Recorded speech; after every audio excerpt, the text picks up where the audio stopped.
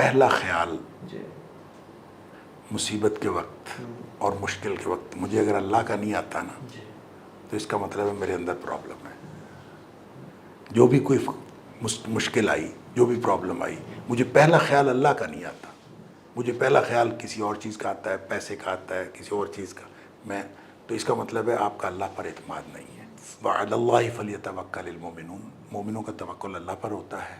لہٰذا پہلا خیال اللہ کا ہی آنا چاہیے، اور اپنے آپ کو یہ عادت ڈالیں کہ وہ جو فرسٹ سٹیپ پہ ہی آپ اپنے آپ کو اپنے اللہ کے سپرد کر دیں، چاہے آپ کے پاس جتنے مرضی وسائل ہوں.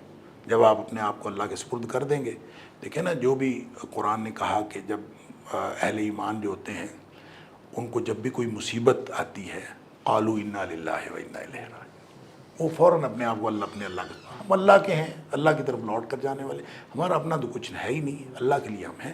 تو اپنے آپ کو اللہ کے سپرد کرتے ہیں، پھر ان کے اوپر اللہ تعالیٰ رحمتیں بھیجتا ہے. جیسے ابن القیم بھی مثال دیتے ہیں کہ اگر تم ایک راستے سے چل رہے ہو اور سامنے ایک کتا تمہیں تنگ کر رہا ہے تو تم کیسے گزرو گے، کیسے چلو گے؟ تو بہت سارے ان کے اسٹوڈنٹس ان کو مثالیں دی، تو انہوں نے کہا نہیں، تم اس کے مالک کو پکارو گے کہ اس کو سائڈ پہ کریں تاکہ میں گزر جاؤں. واہ، تو شیطان یا کتے کی مثال ہے اور مالک رب العالمین ہے. تو جب اگر ہم اللہ کی پناہ میں آئیں گے تو اللہ تعالیٰ اس دیکھیں شیطان نے جہاں کہیں چیلنج کیا ہے نا، جی پورے قرآن میں جہاں کہیں بھی اللہ نے چیلنج کا ذکر کیا کہ شیطان نے کہا کہ میں اس بندے کو، تیرے بندوں کو میں سیدھے راستے پر جانے نہیں دوں گا.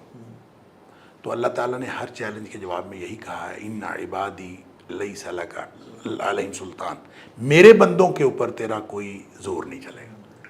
تو پھر ہم اللہ کے بندے بن جائیں، پر ادھر آ جائیں پھر.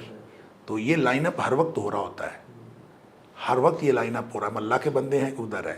فوجیں تو دو ہی ہیں، حزب اللہ اور حزب الشیطان. اور اگر ہم اللہ کی فوج کے سپاہی بننا چاہتے ہیں تو ہر لمحے لائن اپ ہو رہا ہوتا ہے کہ ہم ادھر والے ہیں یا ادھر والے ہیں. تو اپنے آپ کو اللہ والے کر لیں تو اللہ تعالیٰ بندوبست کر لے گا آپ کو بچانے کا.